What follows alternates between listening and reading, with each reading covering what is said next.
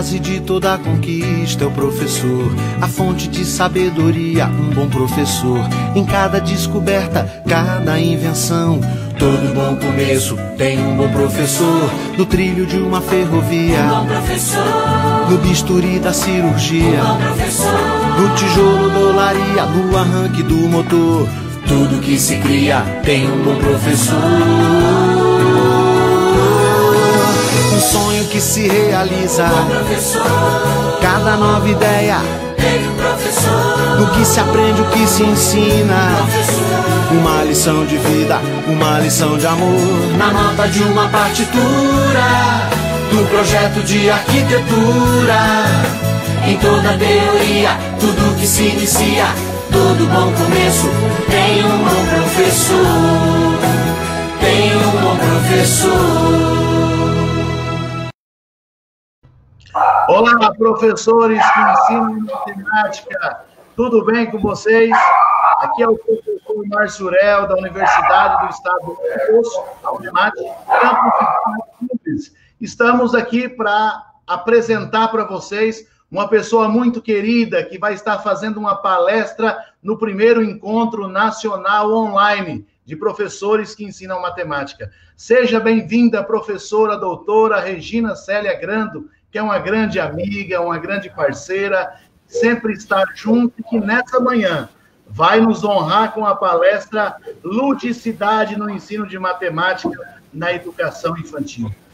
E as crianças de 3, 4, 5 anos precisam aprender ou necessitam aprender de matemática? No Brasil inteiro. Será que nós podemos aprender muito a respeito de como trabalhar uma matemática que faça sentido para essas crianças? Será que essas crianças possuem conhecimento trazido de casa para isso?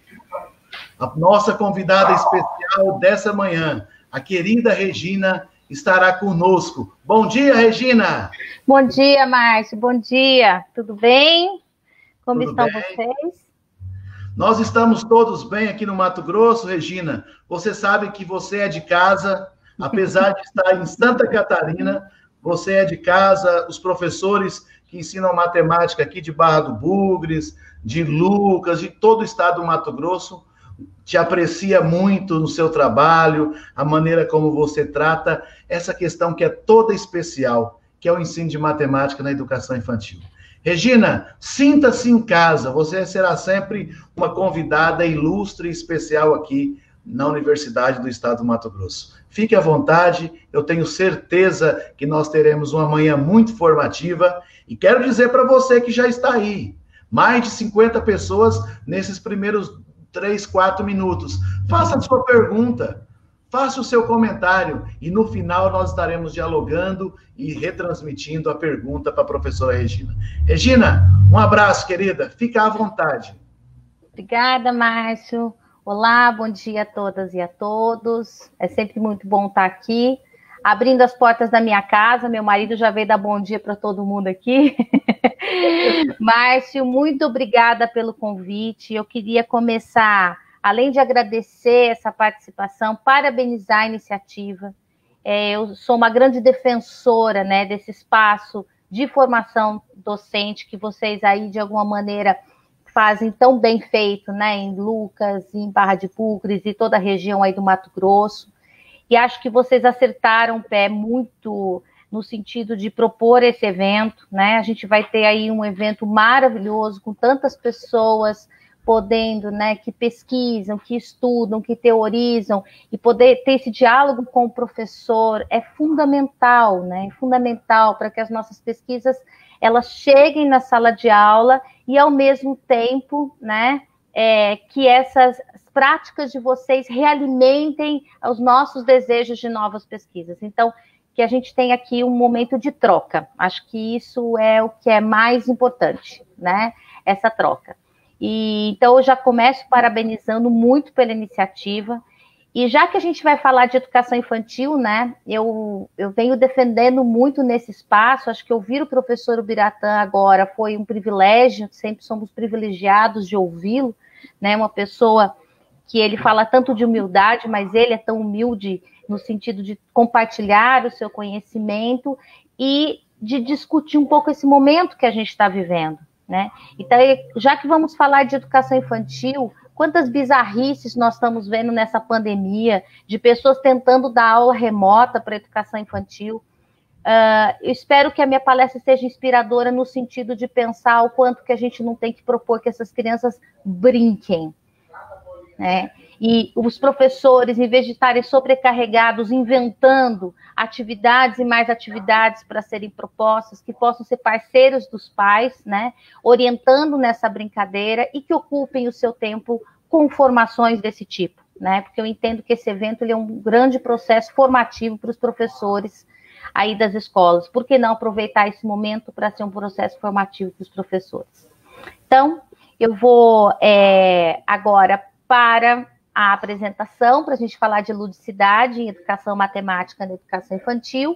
E aí vocês podem, por favor, se manifestar no chat, que depois a gente tem um tempinho para bater um papo, né? Eu espero que isso seja uma conversa e não uma coisa unilateral, né? Partindo de mim. Então, vamos começar a discussão, né, sobre ludicidade no ensino da matemática na educação infantil. Acho que a primeira grande questão, a gente precisa entender o que é ludicidade e o que é ensino e de qual matemática na educação infantil. Então, eu vou partir dessa discussão até para poder trazer alguns exemplos. Então, a primeira grande questão é o que é educação infantil? E eu entendo que vários professores que estão me assistindo são professores de educação infantil, né? Já vi aí algumas pessoas se manifestando, pessoal de Lucas. Então, eu preciso falar de qual é esse espaço, né? O que é essa educação infantil, como ela é pensada nos documentos, como ela é pensada nas práticas dos professores, principalmente, e como ela acontece. E por que eu preciso falar disso? Porque para o pedagogo é muito claro o que é educação infantil, mas para o professor de matemática não é claro o que é educação infantil. Então pode ser que algum professor de matemática esteja me assistindo e diga, mas o que é esse espaço da educação infantil, né? Então por isso que eu começo falando dele. Que esse espaço que a educação infantil é um espaço onde muitas atividades precisam ser realizadas, né? As crianças, elas não ficam um longo período dentro de uma atividade, a não ser que elas sejam muito interessantes para a sua ação. Então, é um grande desafio para o professor de educação infantil, porque ele tem que ser extremamente criativo e estar propondo sempre novas atividades. Mas é um espaço que eu costumo dizer que a ludicidade, ela é uma potencialidade, ou seja, é um espaço de atividades potencialmente lúdicas. E aí eu vou dizer um pouco sobre o que é esse potencialmente lúdicas. E de diferentes naturezas, né? E nessas atividades, na educação infantil principalmente, o corpo faz parte o tempo todo, né? A principal linguagem, ainda mais as crianças ainda que não falam, as crianças que se manifestam com uma linguagem corporal, sem dúvida, é no corpo que elas vão mostrar como elas pensam. E se a gente pensar historicamente, a matemática também começa no corpo, né? As formas de contagem, a organização, a ordenação numérica, ela começa com as quantificações a partir do corpo, a partir de elementos do corpo. Então, a matemática sempre esteve presente na exploração do espaço. Então, o corpo na educação infantil, ele é o maior instrumento de manifestação de linguagem. E aí a gente, de alguma maneira, essas atividades potencialmente lúdicas envolvem falar, brincar, jogar, ler e contar histórias, representá-las, vivenciar ações que são corporais, cantar, pintar, recortar, desenhar, resolver problemas, ou seja, crianças não param. Então, esse espaço da educação infantil é o tempo todo o corpo muito presente. E a ludicidade, né? O que é lúdico? A gente ouve muito assim, eu fiz uma atividade que é lúdica, eu tenho que fazer o lúdico para a criança. Mas o que é lúdico, né? O que a teoria vai dizer o que é lúdico? Onde que acontece a ludicidade? Então, o lúdico, teoricamente, ele é caracterizado como uma atividade cujo objetivo é a apropriação, né? Quando eu faço uma atividade lúdica, eu estou focando na ação que eu estou desenvolvendo. Eu não tenho outros objetivos para além dela. O que importa é a ludicidade em si, é a própria ação, ela não gera nada. Mas aí você pensa, mas eu trago a ludicidade para a educação? Sim, Quando eu trago para práticas escolares, o professor tem uma intencionalidade com aquilo, mas para a criança ainda é a própria ação. Ela brinca porque ela está brincando, né? Ela resolve problemas porque ela está resolvendo. Então, ela não tem um objetivo para além da satisfação daquele desejo naquele momento da brincadeira. Então, eu vou chamar de atividade potencialmente lúdica as atividades que nós, enquanto professores, vocês, né? Eu não sou professor de educação infantil, infelizmente, mas enquanto os professores de educação infantil propõem, né? Enquanto a professora de educação infantil propõe para a criança. Então, a gente propõe atividades que a gente considera que podem trazer ludicidade. Mas eu não garanto que ela seja lúdica, porque isso depende de como a criança vai responder a essa ação. Então, por isso que a gente fala que as atividades propostas pelos professores, elas são potencialmente lúdicas, mas ela pode vir a ser lúdica para alguns, como pode não ser para outros, né? Por isso que a gente precisa trazer uma variabilidade muito grande de atividades. Na educação matemática na infância, sem dúvida, a expressão máxima da ludicidade para as crianças, ela acontece nas brincadeiras, nos jogos, nas músicas, nas contações de histórias infantis e na possibilidade intencional que o professor vai construindo de propor situações, problemas a partir dessas atividades, né? Então, eu posso brincar de pega-pega o quanto eu quiser. Agora, eu posso criar algumas situações, alguns obstáculos, algumas maneiras que eles têm que criar estratégias para brincar com esse pega-pega. Por exemplo, pega-pega nunca 3, né? Nunca pode ficar 3 pessoas. Então, quando você pega na mão de um, o outro tem que fugir. Então, eu vou criando situações a partir das brincadeiras que mobilizam modos de pensar matematicamente. Então, o que mobiliza a criança a se envolver ludicamente com a atividade é o desafio. Então, aí tem a imagem de uma criança desenvolvendo corporalmente uma grande estratégia para tentar resolver esse desafio. Então, o tempero, né? Eu costumo dizer que a atividade ela vai ter esse tempero e ela vai ser potencialmente lúdica se ela for desafiante à criança. E como é que eu sei se ela é desafiante? Experimentando, né? Sabemos muitas coisas sobre a infância, mas também sabemos muito pouco sobre a infância hoje, né? Sobre as experiências que as crianças vivenciam hoje. Então, o nosso tom é ir experimentando, né? Porque a sala de aula é a nossa situação problema, é a nossa resolução de problemas enquanto professores. E aí essa importância da ludicidade na infância, ela já foi amplamente discutida teoricamente. O que eu acho engraçado é isso, né?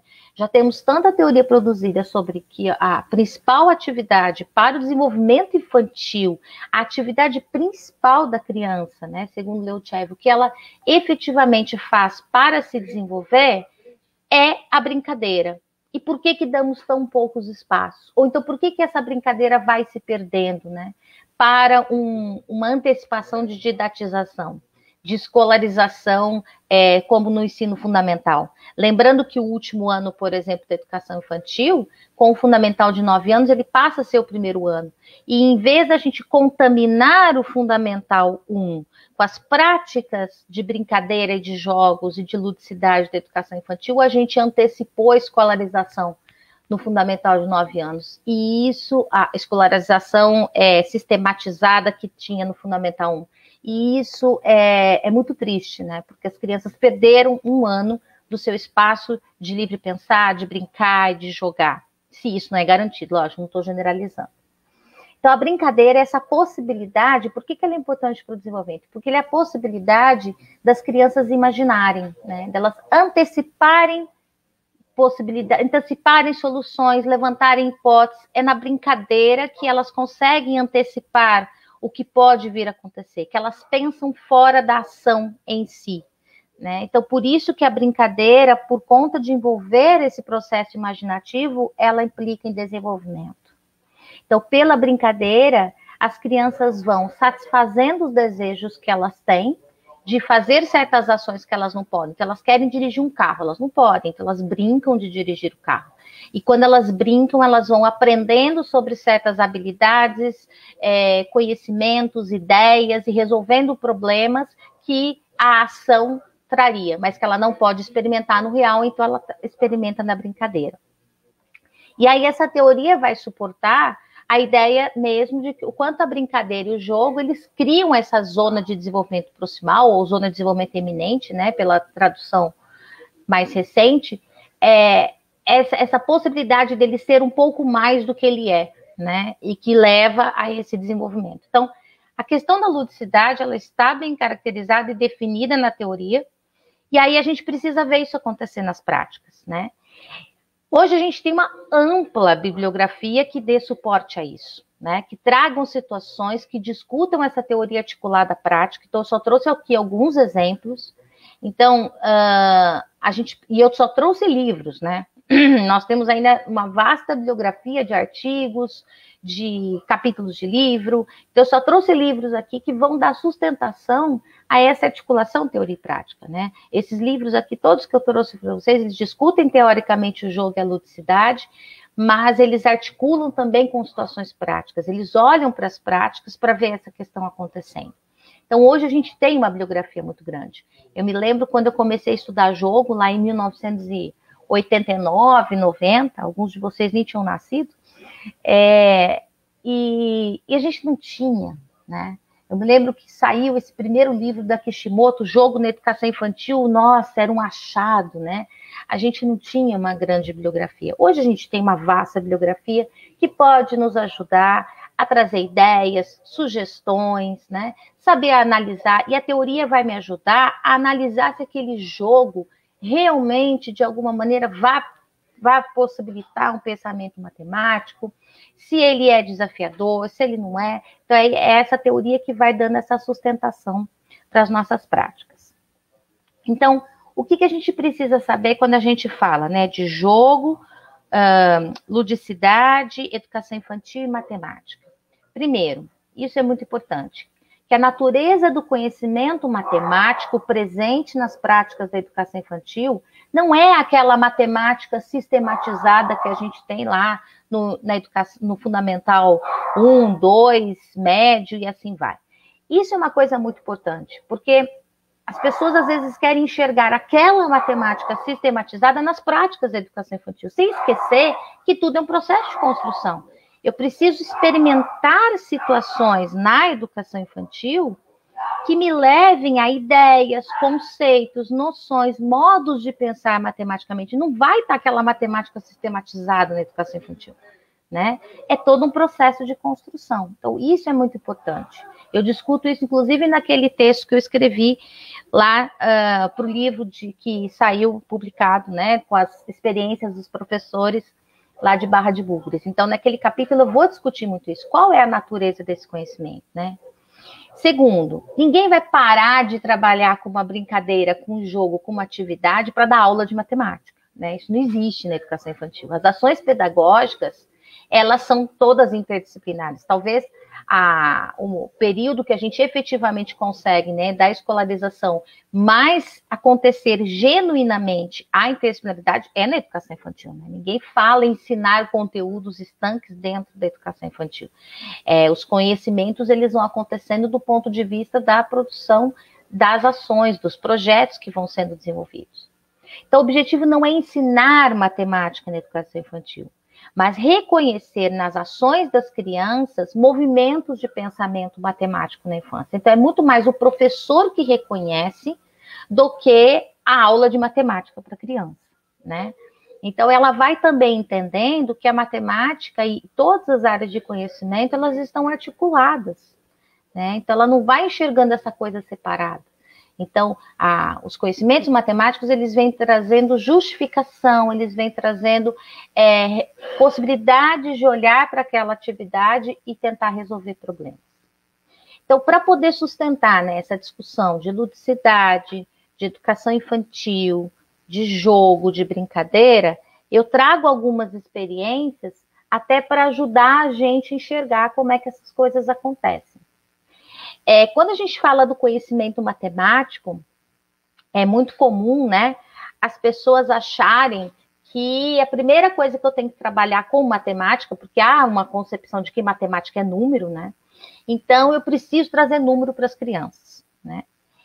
E o conceito de número não é um conceito simples, é um conceito extremamente abstrato, né? Ele foi criado, o número, para eu, de alguma maneira, controlar, não quantidade. Ninguém saiu contando, inventamos a matemática, o número sai contando. Não, inventamos o número para controlar essa variação de quantidade, né? Quando eu tinha uma necessidade de olhar para a variabilidade dessas quantidades.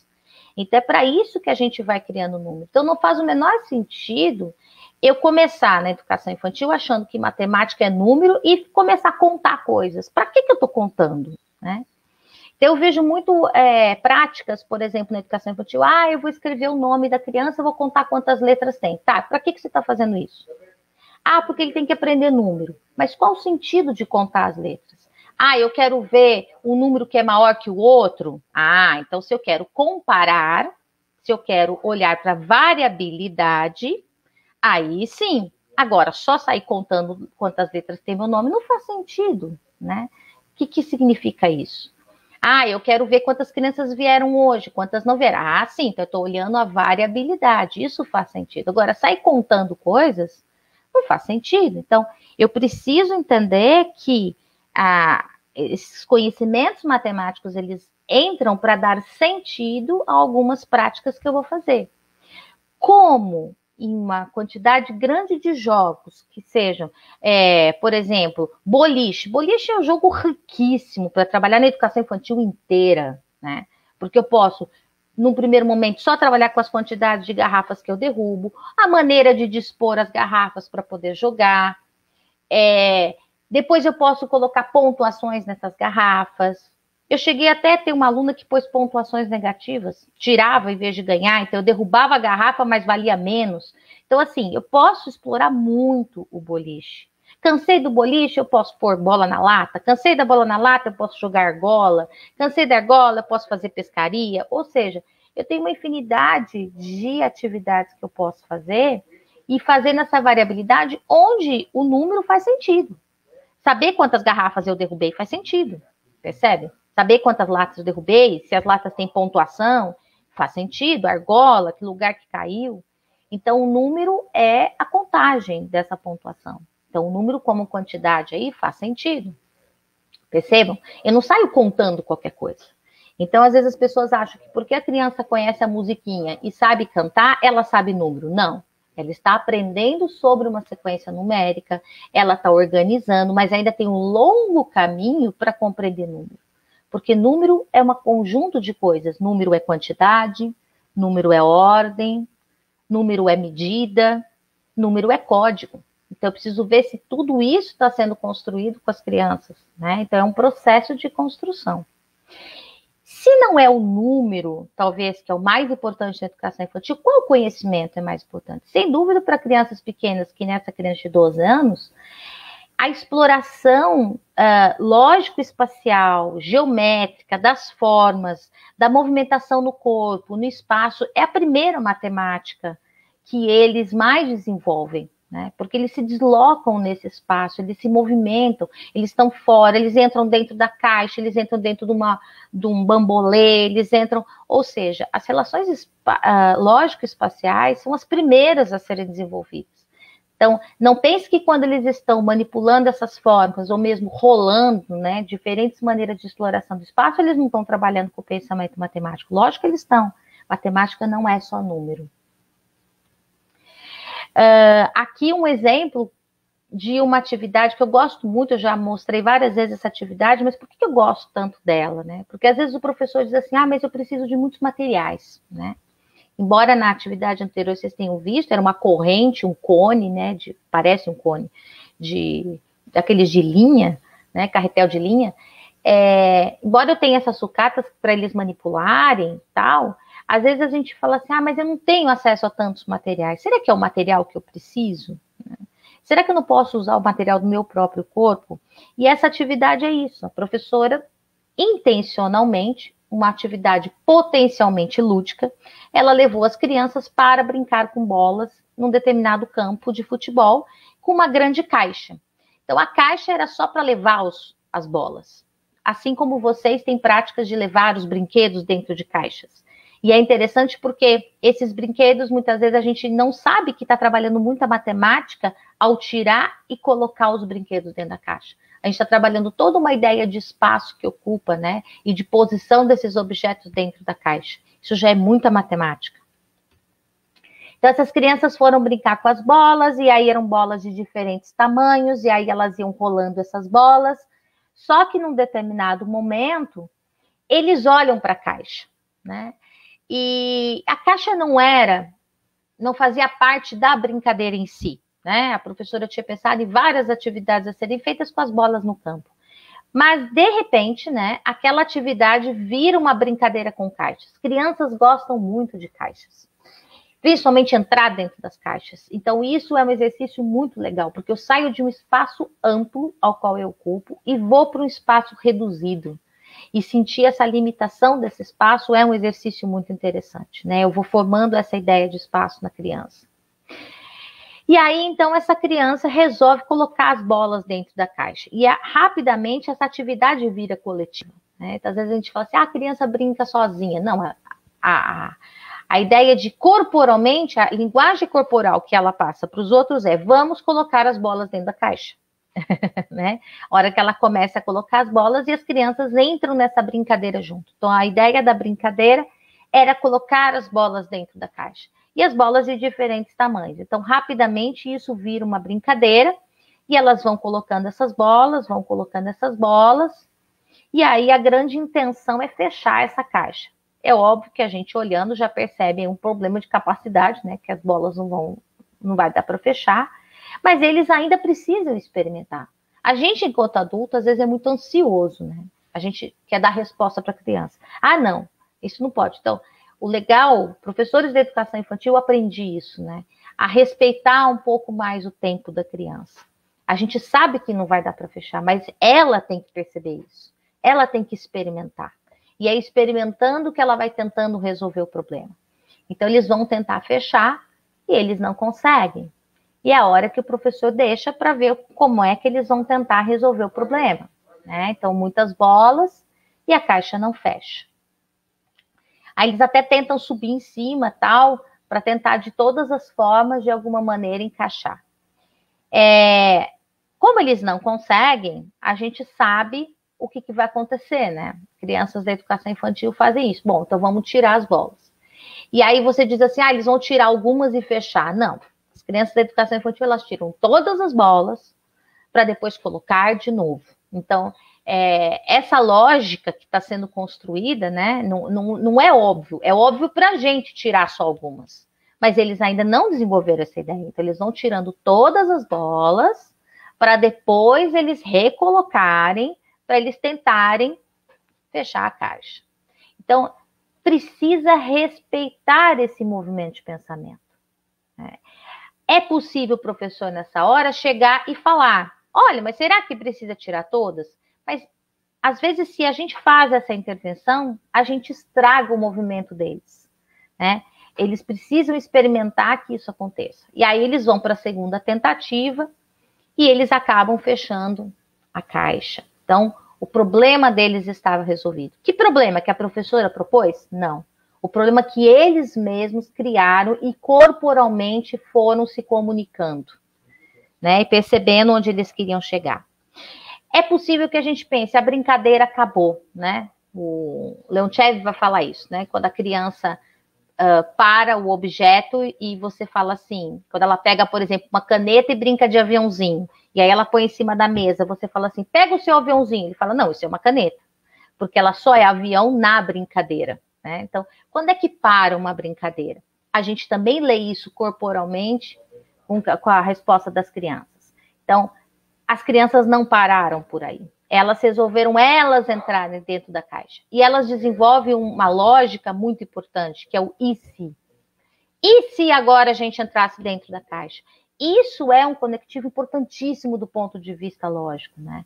Que é eu não enxergar a questão estática, mas eu ser capaz de criar outros problemas a partir daquele que foi posto. Colocar novas perguntas, colocar novos problemas. Isso é fundamental do ponto de vista da matemática.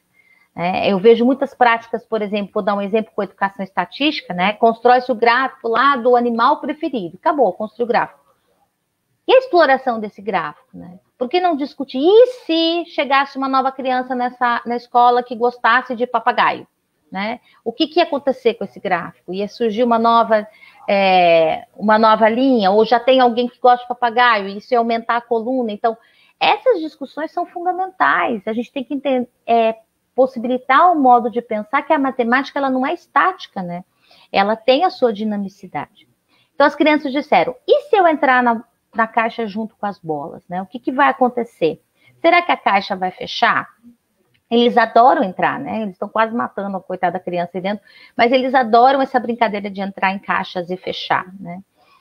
E aí eles vão experimentando não só fechar, mas diferentes posições que eles vão ocupar corporalmente nesse espaço da caixa para que consiga fechar. Isso é um exercício muito importante, né? Então, corporalmente eu estou experimentando esse espaço, eu estou construindo essa estimativa de capacidade, né? Então, perceber que a mudança de posição, ela impacta na possibilidade de fechar. E aí eles vão encontrando diferentes posições, né, as mais variadas possíveis, e aí eles conseguem fechar. A brincadeira também pode acabar aqui. Mas tem uma questão que eu acho que é fundamental, os novos problemas que eles vão levantando, né? E aí o novo problema que eles levantam será que a professora cabe dentro da caixa? Isso é um exercício muito legal, né? Então, até agora, a professora estava registrando todo esse movimento, produzindo essas fotos. Mas aí, eles falam assim, não, mas a gente também quer pôr a professora dentro da caixa. E isso é um exercício tão importante. Eu tive um trabalho de conclusão de curso que eu orientei, onde a aluna olhou exatamente para essa questão da diferença nos jogos e brincadeiras do corpo do professor, né? Na educação infantil e nos anos iniciais. E uma das coisas que a gente mais percebeu é que o interessante é que o professor da educação infantil, ele se envolve corporalmente na brincadeira da criança. Ao passo que no fundamental ele deixa brincar, mas não necessariamente o corpo do professor está envolvido na brincadeira. E isso faz uma diferença muito grande, porque a criança aprende a brincar olhando para o corpo do professor. A criança aprende muito por imitação. Então, a importância de que a gente também brinque corporalmente com as crianças. E isso é uma grande diferença que eu percebo da educação infantil para o fundamental. E aí, fora outras questões, né? Do tempo, do espaço que tem para brincadeira. E aí, essa menininha de blusa vermelha está falando o quê para a professora, né? Se eles experimentaram até agora que mudando de posição a caixa fecha, é óbvio que a proposta vai ser professora abaixo, né? E aí eles vão perceber que essa lógica, essa regularidade no modo de pensar deu certo para eles, mas para a professora não. Isso é de uma riqueza fundamental para a aprendizagem, né? Por que será? Olha só. Então, a brincadeira não acaba com uma conclusão. A brincadeira acaba com uma questão.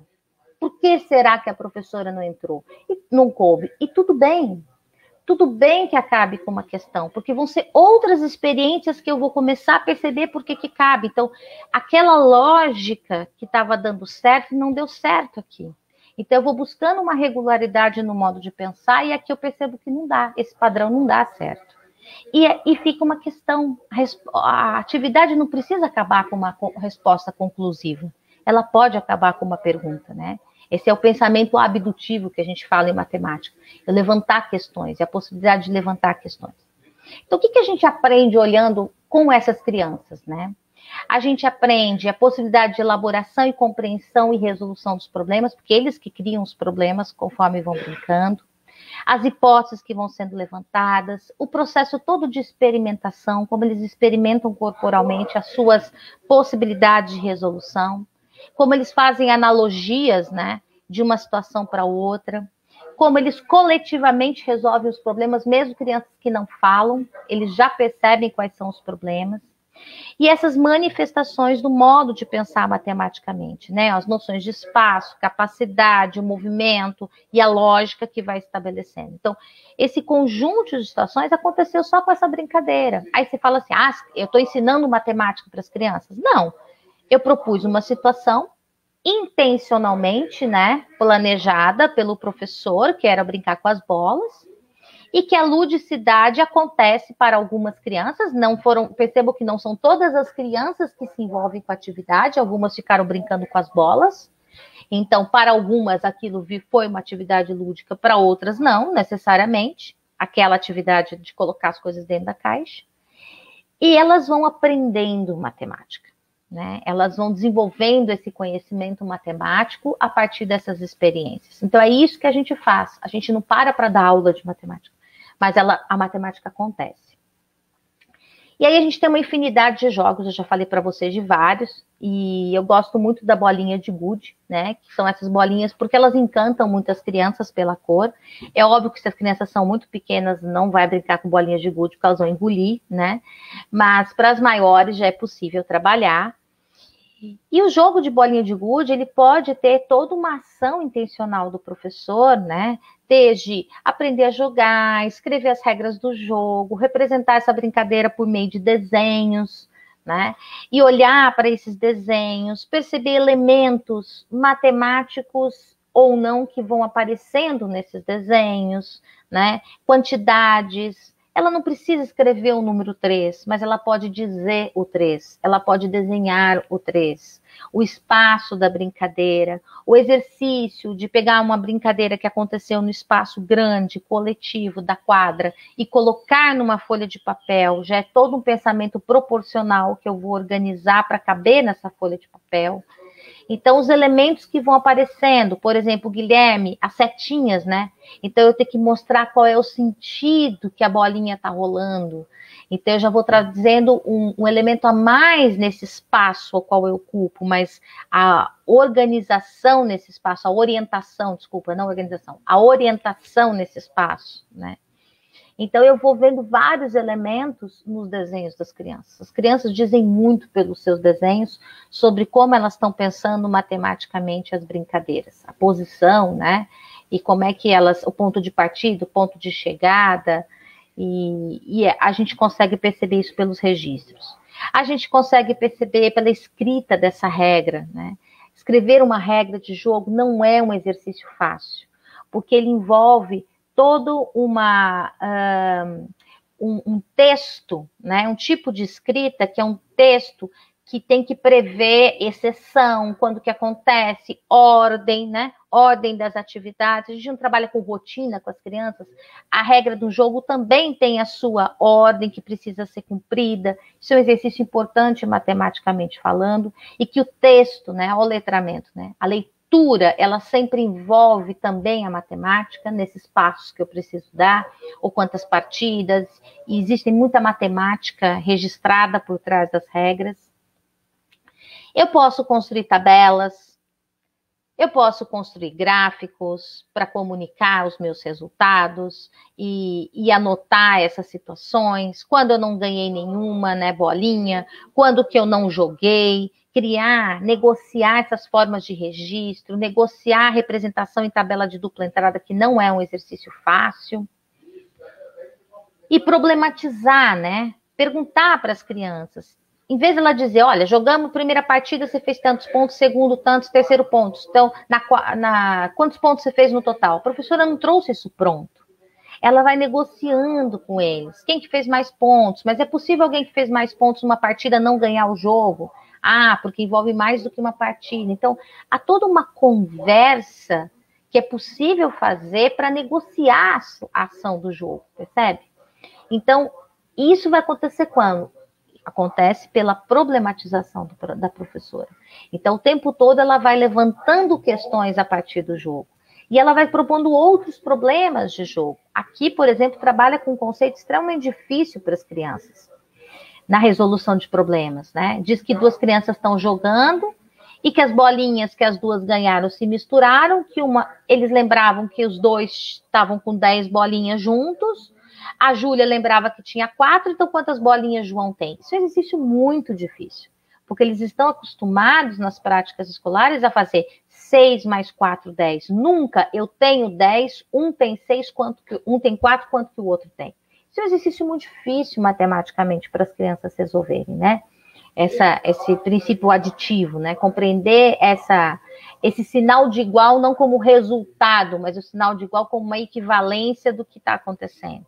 Então, simular essa situação, simular esse problema, isso vai formando na criança as ideias relacionadas a números. Não é só contar, né?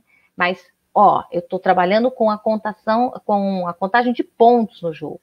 E aí eu vou problematizando essa contagem de pontos. Então, esse é um exercício muito importante para a gente fazer.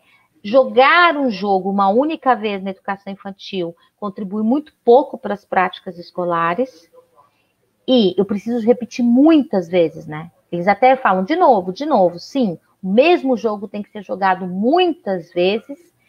E para cada jogo que eu jogo muitas vezes, eu preciso problematizar esses jogos. Então, o que a gente percebe, né?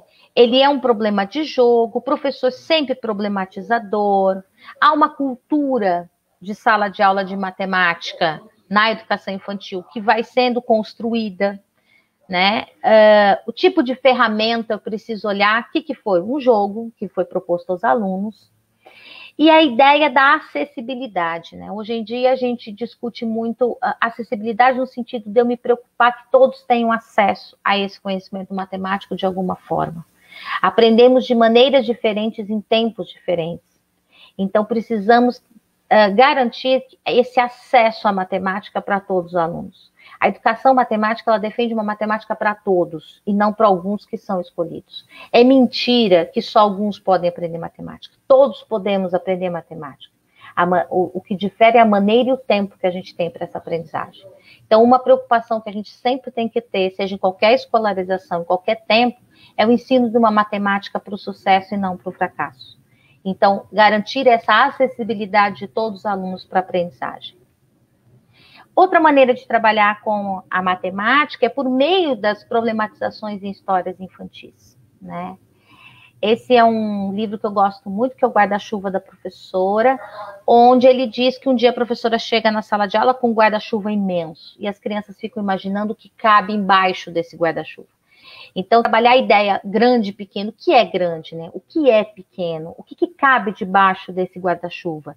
E aí a resposta, né? O que cabe embaixo do guarda-chuva, a professora fez essa proposta, e uma coisa que me chamou a atenção dessa professora foi que a professora Márcia, foi que ela propôs o seguinte, ela disse assim, se eu der uma folha de papel e disser assim, desenhe um guarda-chuva e o que você acha que cabe embaixo, eu vou estar limitando o tamanho do guarda-chuva a uma folha de papel. Então, ela teve a ideia de dar papéis de diferentes tamanhos. Ela deu desde papel bem pequenininho até aquela folha de papel craft gigante, para que eles escolhessem o papel que eles desenhariam, um grande guarda-chuva com o que colocariam embaixo. E aí, eles saíram desenhando, né? Então, eles desenhavam e depois socializavam essas representações sobre o que eles tinham enxergado embaixo desse guarda-chuva. Aqui não foi uma grande ideia da criança, na verdade o livro trazia algumas representações onde punha pernas de pessoas, né? Mas houve toda uma discussão, por exemplo, se podia ter uma perna só, e aí era muito interessante, que aí, o Saci Pererê, e aí entra toda aquela discussão, né, de como é que pode acontecer isso. E o que mais nos chamou a atenção foi que mesmo a professora entregando papéis de diferentes tamanhos, a criança que pegou o papel grande, ela fez o guarda-chuva e uma pessoa embaixo. E uma menina que pegou um papel pequenininho, fez o guarda-chuva e desenhou uma casa, um carro, um monte de coisa embaixo. Então, a gente atinge o nosso objetivo de perceber que não é o tamanho do papel que definia o quão grande o guarda-chuva é, mas o que a criança imaginava que representava embaixo. Então, lembra que eu falei a coisa da antecipação, né? Do pensar fora da ação, da brincadeira? Então, nesse desenho, ela antecipa, né? Ela pensa o que ela gostaria de colocar embaixo desse guarda-chuva. Outra brincadeira que, se na bola de gude eu trabalho com número quanto quantidade, né? Eu trabalho quantas bolinhas eles ganharam, aqui eu trabalho com o número como ordem, né? Porque a amarelinha é uma brincadeira que os números estão dispostos numa sequência numérica. E eu preciso saber em que número eu parei para continuar a brincar. Então, a amarelinha é um jogo que muitas crianças conhecem, muitas crianças não, e aí a gente precisa negociar sempre as regras, o que eles conhecem, o que eles não conhecem.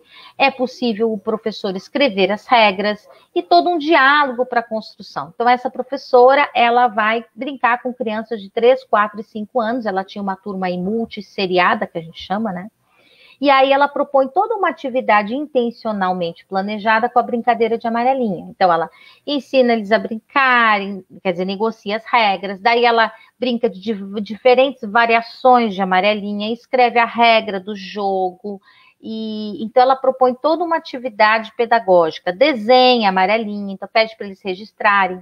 E esse registro nos chama muito a atenção, porque a gente nunca consegue imaginar o que eles estão desenhando, precisa perguntar, né?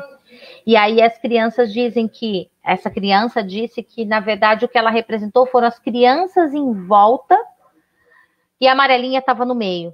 E aí é interessante porque quando você conta quantas bolinhas tem, era exatamente o número de crianças que tinha brincando, né?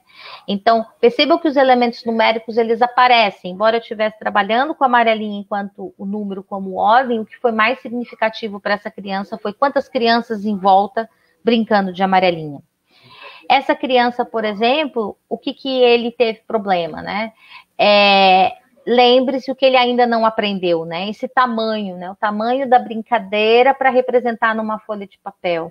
Percebam que ele começou a registrar o tabuleiro, né? Que seria da amarelinha, o que está riscado no chão, e não coube na folha. Então, ele aprendeu alguma coisa, né? Ele estava em processo de aprendizagem dessa proporcionalidade.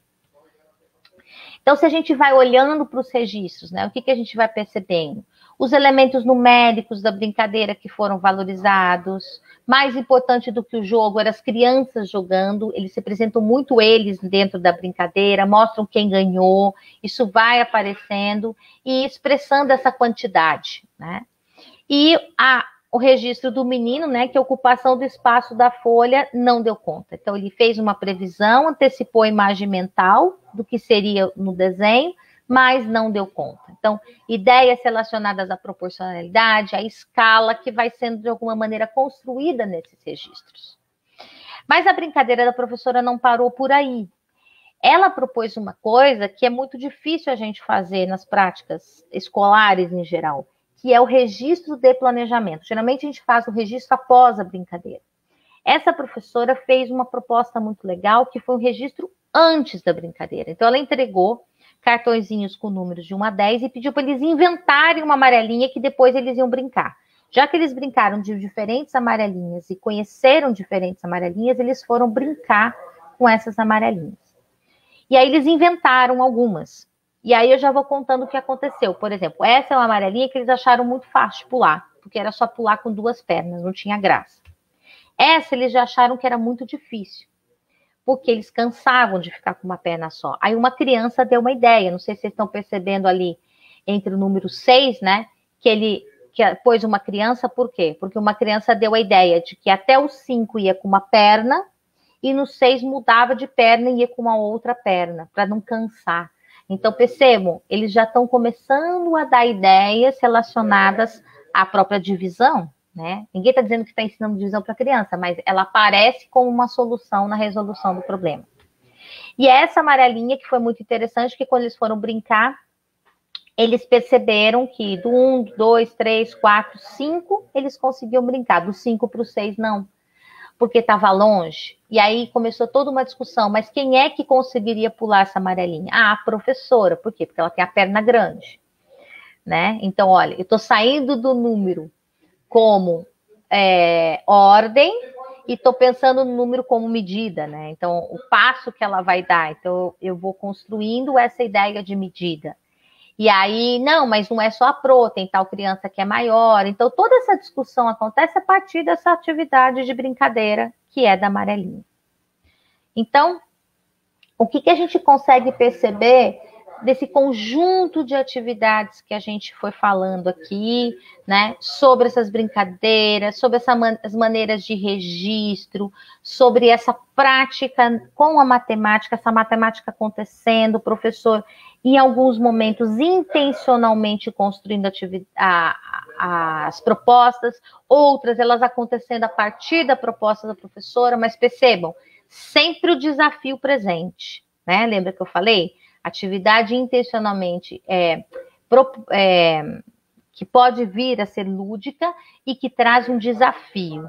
Então, para essas atividades, os registros nos mostram, né? O quanto que a comunicação de ideias acontece, como eu vou produzindo sentidos e significados, às vezes, pelos próprios alunos para as ações que estão sendo desenvolvidas. A possibilidade desse registro para relembrar as regras, as ações que são vivenciadas corporalmente, para construção de regras. Então, eu lembro um grupo de crianças uma vez que o parque só tinha uma balança funcionando, todas as outras estavam quebradas. Então, elas inventaram um jeito, de brincar com a balança. Todas queriam brincar e não dava. Então, elas brincaram que cada criança tinha direito a dar 10 balangadas. Eles iam 10 e saía, e era o próximo. Ou seja, eles criaram uma regra, né, para a brincadeira, para que todos pudessem ser contemplados, né?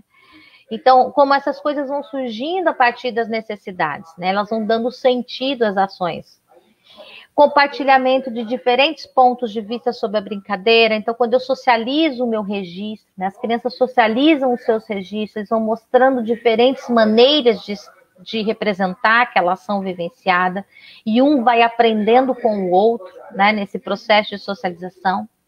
Análise pela criança do seu modo de pensar, né? Ela pode olhar para o seu registro, olhar o do outro e ver o que falta no seu. Análise pelo professor da evolução do registro das crianças, como que as crianças vão modificando essa forma de representar a partir dessa socialização e aprendendo com o outro. E a possibilidade de pensar fora da ação da brincadeira, né? O registro antes ou o registro depois é eu pensar, né? Imaginar aquela situação e trazer isso de alguma maneira para o papel. Então, o registro na educação infantil, ele acontece de diferentes modalidades, né?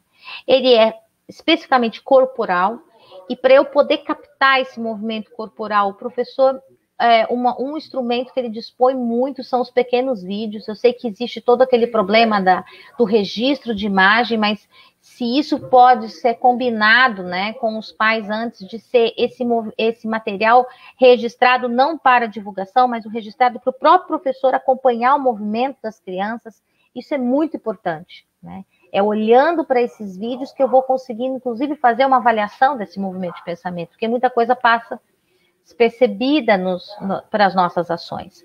Eu me lembro assistindo uma atividade que uma aluna minha fez, onde as crianças estavam contando, né, onde tinha mais bolinhas, aquelas bolinhas de tipo de piscina de bolinha, né, tinham no saco, e a criança ia contando, e aí ela fez o vídeo e a criança contava 1, 2, ela dizia, conta mais alto, a criança levantava 3, mais alto, 4, ou seja, ela não aumentava o som, ela aumentava, né, o tamanho onde ela estava, o comprimento do conta mais alto. Então, esse é o exercício que a gente só conseguiu perceber quando a gente foi assistir o vídeo, né, o que era o conta mais alto. Então, esses pequenos vídeos, eles vão mostrando esse movimento e o que a criança está considerando. O registro material, que é quando ele manipula objetos. Então, por exemplo, uma atividade que a gente faz com as crianças de combinatória, né, para formar a ideia de combinatória, de quantas maneiras diferentes eu posso fazer o rosto de um palhaço. E aí eu tenho olho aberto, olho fechado, nariz grande, nariz pequeno, e aí eu vou combinando as diferentes maneiras de construir esse rosto. Então, isso é o que a gente chama de registro material, né? Eu vou manipulando esses objetos e vou criando registros das diferentes maneiras de construir o rosto do palhaço, por exemplo. O registro oral, para as crianças que já são oralizadas, a audiogravação ajuda muito, né? Fundamental 1 também, é muito legal a gente criar essa prática de registro gravado de algumas conversas com as crianças, isso ajuda muito. E o escrito tem o desenho, né, que é o pictórico, que talvez é o primeiro que as crianças começam a se manifestar, o professor como escriba, por exemplo, das regras do jogo, e os gráficos e tabelas que ajudam a organizar informações para leituras, né, de diferentes ações. Então, a gente tem uma variabilidade muito grande de registro. É importante que esse registro tenha um sentido, né? Ele não aconteça só por acontecer, mas que ele esteja integrado à ação da brincadeira, que ele faça um sentido para que eu tenha que verificar quem ganhou, quem perdeu, por que ganhou, por que perdeu, e assim vai. E aí aqui alguns registros, né? A gente falou da brincadeira de bolinha de gude, por exemplo, esse tipo de registro que a criança faz, os elementos numéricos que aparecem, os espaciais que aparecem, o registro da solução de um problema, né? Essa aqui é uma história, Farra do Formigueiro, é um livro infantil, e tem um momento na brincadeira, né? Que as formigas estão todas desordenadas e elas precisam caminhar para poder buscar a sua comida, né, para garantir tal para o inverno. E aí a professora põe uma problematização, a professora Kátia, ela diz, como que a gente pode ajudar o pai formiga a organizar essa fila? Porque ele começa a gritar ali e ninguém ouve, né? As formigas não ouvem, não sei se vocês estão vendo o pai formiga ali no meio, tentando organizar as senhoras formigas.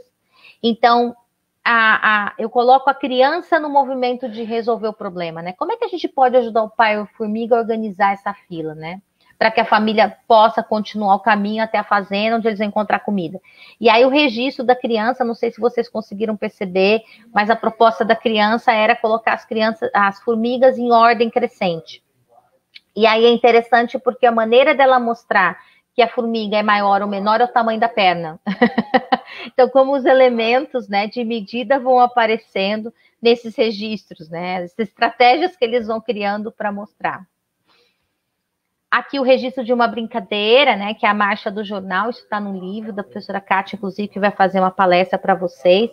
É muito legal identificar essas diferentes formas de registro desse movimento da brincadeira, né? Mostrar quem ganhou, como é que estava organizado, as pessoas pondo o pé em cima. Então, como que esses registros, quantas crianças estão assistindo a brincadeira, como que esses registros vão trazendo os elementos matemáticos.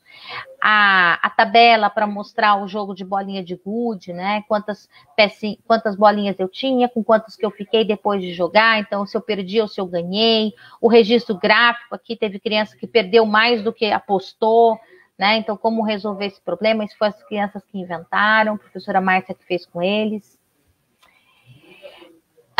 Os registros também do movimento, né? Aqui, né? Esse registro desse movimento da trajetória da bola, muito interessante, porque se ele coloca reto, não ia caber dentro da cesta, né? Como ele vai resolvendo esse problema. Então, como as crianças escrevem, elas desenham o que elas vivenciaram, elas estão em intenso letramento. Hoje a gente fala tanto do letramento, né? E que tipo de letramento? Usando gestos, sons, grafismos, desenhos, rabiscos, letras, números, fórmulas lógicas. Então, a Kishimoto vai dizer o quanto que esse letramento está presente na infância, né? Desde a educação infantil, nesses registros.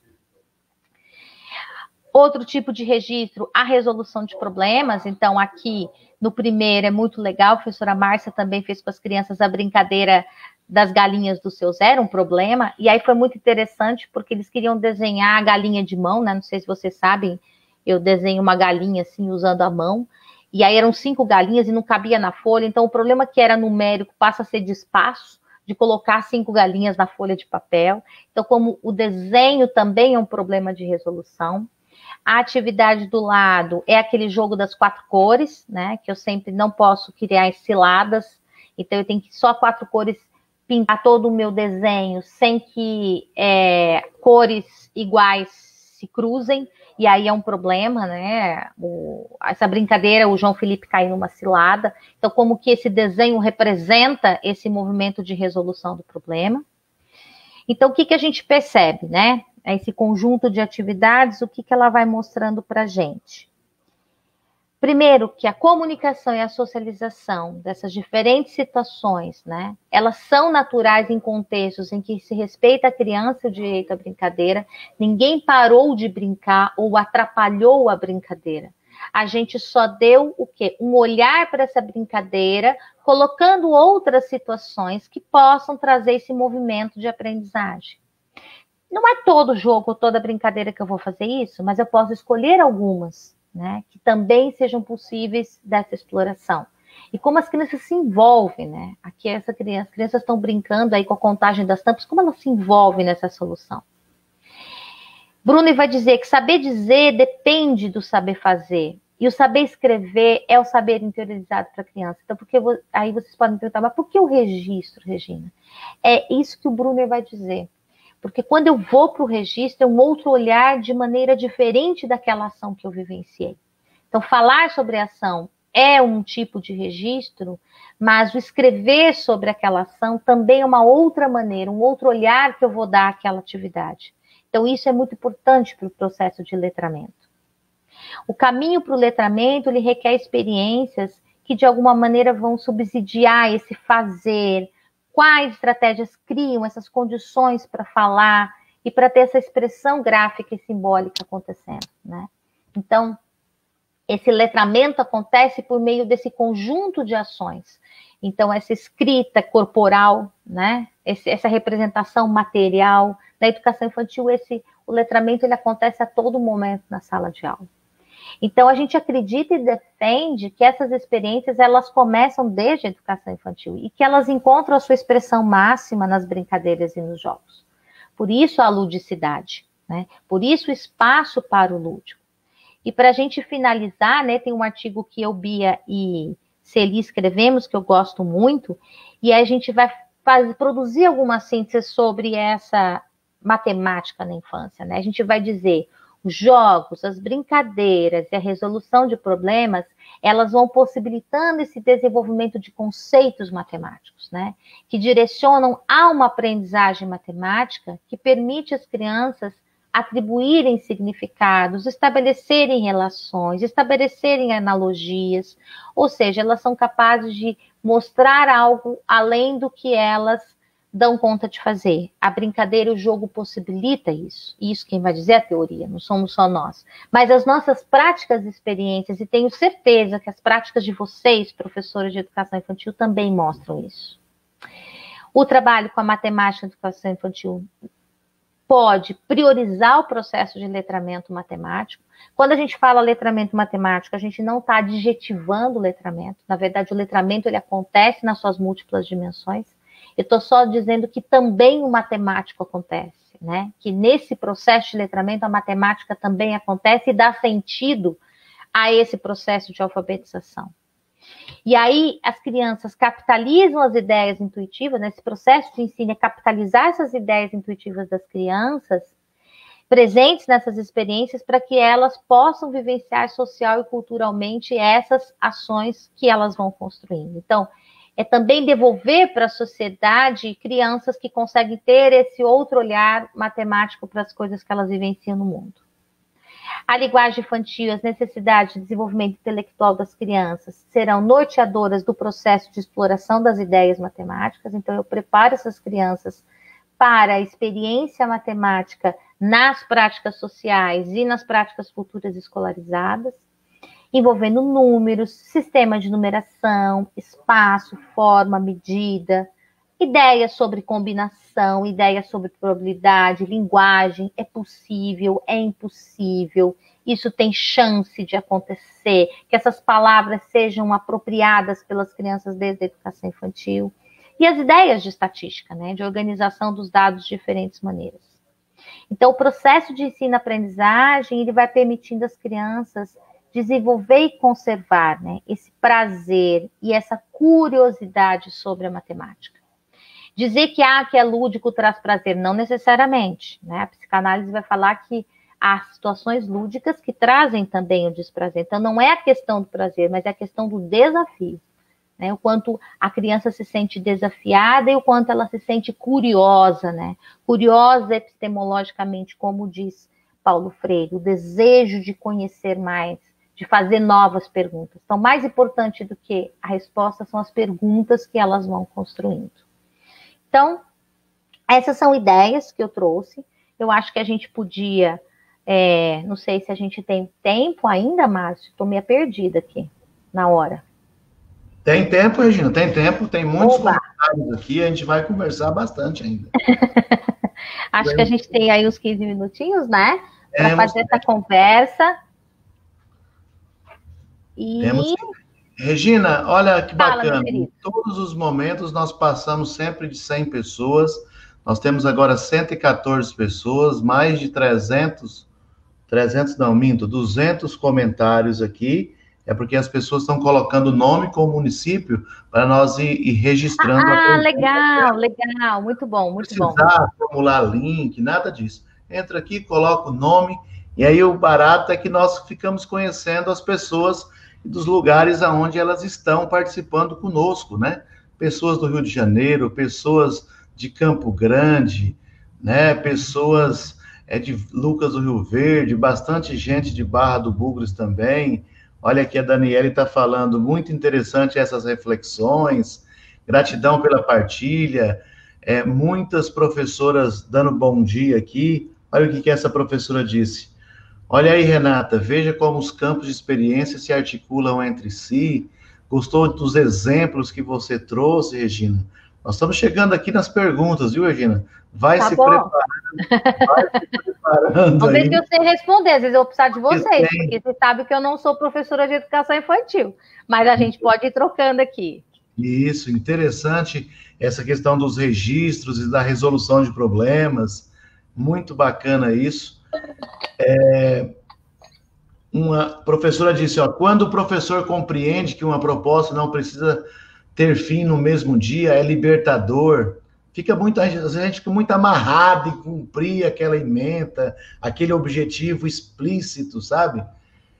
Fala sobre isso, Regina, essa questão da ementa, dos conteúdos, e entender que as crianças, elas possuem ritmos de aprendizagem. Comente um pouco a respeito disso. Não são só as crianças, né, Márcio? Eu acho que a fala, por exemplo, do professor Ubiratão hoje, quando ele fala que as crianças aprendem, né, e o professor tem que ser o potencializador disso, né? Eu acho que vale para qualquer nível de ensino. A gente tem uma ansiedade muito grande, a gente quer cumprir um determinado currículo e não entende que o currículo, ele passa pelo ser humano que está ali aprendendo. Não adianta eu querer entupir de conteúdo sem respeitar o movimento da criança, senão ela vai aprender o quê? Ela vai simplesmente memorizar. Se ela chega a um ponto que ela não entende, ela decora. E ela não vai compreender. E é isso que a gente quer? Não, né? Quer dizer, talvez a gente queira que memorize, né? O Bigode tem essa brincadeira de memorizar e decorar. Memorizar, sim, matemática precisamos memorizar muitas coisas, mas não decorar, né? Então, essa questão do tempo, Márcio, eu acho que a gente atropela muito, sabe? Tanto atropela que o que acabou acontecendo com essa pandemia? A gente teve um tempo que a gente parou. E agora? Né? Eu lembro que quando começou a pandemia, eu falei, nossa, eu vou dar conta de pôr tudo em ordem as coisas que eu tinha que fazer. Porque a gente está sempre atrasado, né? A noção de tempo foi outra. Então, por que não respeitar esse momento? Percebemos que os nossos tempos podem ser diferentes, eles podem respeitar o momento que cada um pode desenvolver. Então, por que essa ansiedade? Eu lembro de uma disciplina que eu fiz, Márcio, na pós-graduação, o professor deixava tudo aberto. Aquilo começava a me angustiar, porque eu estava acostumada com tudo fechar. E aí eu demorei a entender isso, né? Só na pós-graduação que eu aprendi isso. Foi lá que eu entendi, né, o que o Paulo Freire diz, né? Que a nossa resposta, às vezes, para uma atividade, para um desafio, tem que ser uma nova pergunta. Porque assim a gente mobiliza a construção do conhecimento. Se a gente sempre tiver resposta para tudo, eu costumo dizer para as minhas alunas da pedagogia, elas morrem de rir, que eu falo assim, às vezes eu faço uma pergunta para elas, falam assim, então tá, professora, responde. Eu falo assim, não, eu também não sei a resposta. Eu fiz a pergunta por perguntar, agora nós temos que pensar juntos sobre isso. E talvez a gente não chegue a uma conclusão, mas precisamos aprender a fazer perguntas que também não sabemos a resposta. E isso na educação infantil é mais legal. Por que é mais legal? Porque não gera angústia. Se a gente faz uma pergunta que ainda não tem resposta, eles inventam uma. Entendeu? E eles ficam satisfeitos com isso. Isso não gera angústias.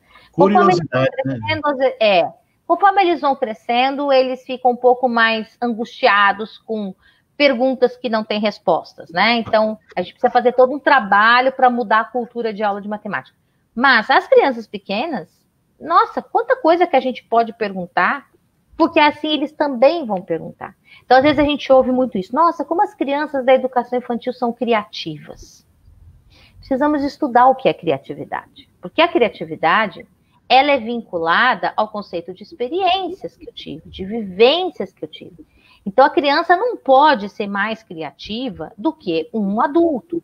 Agora, por que parece que as perguntas delas são tão criativas? Porque elas são menos formatadas, elas não têm medo do que elas estão falando, então elas vão falando.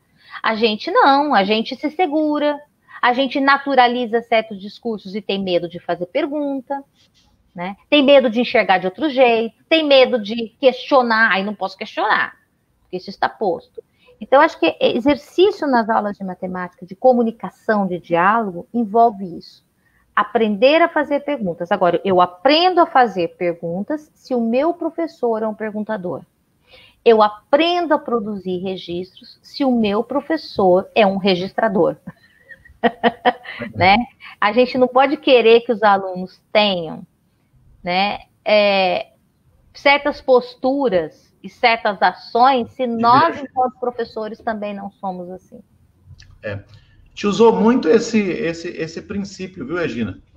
Você pega a Base Nacional Comum Curricular e em alguns momentos ela fala, o aluno tem que ser o protagonista da sua própria aprendizagem. E aí a gente pensa, será que eu, enquanto professor, estou sendo protagonista da minha prática? Será que eu tenho capacidade de produzir o meu próprio material didático? Porque na sua fala eu fiquei pensando aqui, Regina, a seguinte coisa.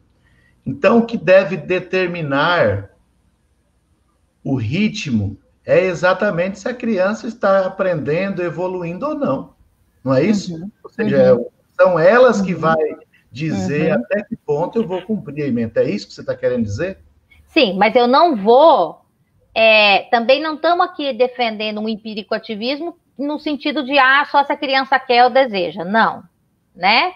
Ela também pode querer e desejar se for colocada em movimento de desafio, né? Senão fica tudo muito confortável. Eu lembro uma vez, a minha filha, que tinha aula de recreação na escola, era uma atividade de educação física, mas não se chamava educação física, era recreação. E aí um amigo disse assim, é super legal a aula, porque a professora sempre pergunta do que a gente quer brincar e a gente brinca. Ela disse assim, isso é muito chato, porque se eu sempre brincar daquilo que eu já sei, não tem graça, né? Ela diz assim, eu quero aprender brincadeira nova. Então, a grande questão é essa, né? Eu respeito o movimento da criança, vou tendo esse feeling, por isso o processo avaliativo é muito importante. Porque a avaliação na educação infantil é muito mais da prática do professor, tanto do que do movimento da criança. Isso vem junto, né? A gente vai olhando a nossa prática, achando o termômetro aí. E eu prefiro, Márcio, isso eu sempre defendo em qualquer nível de ensino, eu prefiro ir a fundo em conceitos e ideias do que ficar correndo com um monte de conteúdo e não dando conta de que ele entenda. Porque se ele entende o conceito fundante, ele dá conta de olhar para as variações. Agora, se ele não entende profundamente aquilo, como é que eu posso querer antecipar tanto que a criança reconheça um símbolo, sendo que ela acaba reconhecendo aquele... Porque os nossos símbolos numéricos, por exemplo, eles não têm nenhuma referência matemática. Ele é um desenho. Então, eu vou ter que memorizar esses símbolos como eu memorizo um logotipo. O logotipo do GPM aí. Se bem que memorizar o logotipo do GPM é até bom, né? Porque tem muita matemática aí. Mas é uma ansiedade para que eles passem por cima dos conceitos e vão direto para a representação final, que na educação infantil não dá certo. Talvez por isso que eu vou gerando problemas depois no fundamental. É a antecipação de registros sem desenvolver os conceitos, as formas, porque do jeito que o conhecimento o conceito precisa ser construído, a linguagem também. É verdade. Você pega, por exemplo, estudos sobre frações, as crianças não têm problema de entender as ideias relacionadas às frações. Elas têm problema de entender aquele 1/2 e entender que aquilo é um número. Aquilo é problemático, a linguagem é problemática. Então, eu não consigo falar e ler o que vocês estão escrevendo. Não, aqui se eu for colocar todos, nós vamos ficar aqui o dia. Regina, então você quis dizer e deixar bem claro, deixa eu ver se eu entendi, é que o ato de brincar, ele tem que estar também, na perspectiva do professor, ter uma intencionalidade pedagógica. É isso? Sim. Toda brincadeira, porque a ação é pedagógica, eu estou dentro da escola. É óbvio que eu posso deixá-la brincar e observar essa brincadeira, e aprendemos muito observando as brincadeiras das crianças. Mas eu também posso problematizar. Então, em alguns momentos eu problematizo, outras não, outras eu deixo brincar. Agora, entender que a brincadeira não é o final, né? Às vezes, vamos fazer... Uma vez eu lembro que a gente entrevistou crianças de educação infantil e a gente perguntava: o que vocês mais gostam na escola? Não, o que vocês mais fazem na escola? Ela dizia, atividade. Aí eu dizia assim, mas e depois que acaba a escola, o que vai para casa? Atividade. A menina estava traumatizada com a atividade. A gente fica com atividade. Deixa ela brincar. A brincadeira é a atividade principal da criança. Então não é no final. Depois que fez a folhinha, brinca. Não. A brincadeira tem que vir antes. E isso eu digo até para os professores de anos iniciais, né? A lição de casa é depois do brincar. A criança que brinca e que joga, ela estabelece relações que são fundamentais para o pensamento científico, não é nem só para a matemática, né? Que matemática também ocupa isso. É verdade. Muito bem, Regina, a gente vai ter que terminar, mas olha que comentário bacana, ó. Formidável. Nos sentimos experienciando com as crianças. Obrigado, professora. Obrigada, gente. Obrigada por Dicas vocês. maravilhosas. Amando ouvir você. Olha que legal. Nós temos que trazer a necessidade de aprender em nossa mediação didática e com ações organizadas, colocá-los em atividade de estudo. Muitas pessoas, Regina, olha que legal, estou aprendendo muito com a senhora. Está sendo muito inspirador, quanto conhecimento.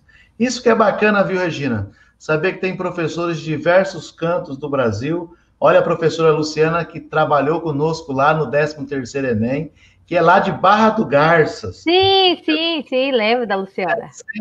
Nosso papel de professor que ensina matemática é fundamental para a apropriação do conceito teórico pelo estudante, reconhecendo que o aprendizado precede o desenvolvimento.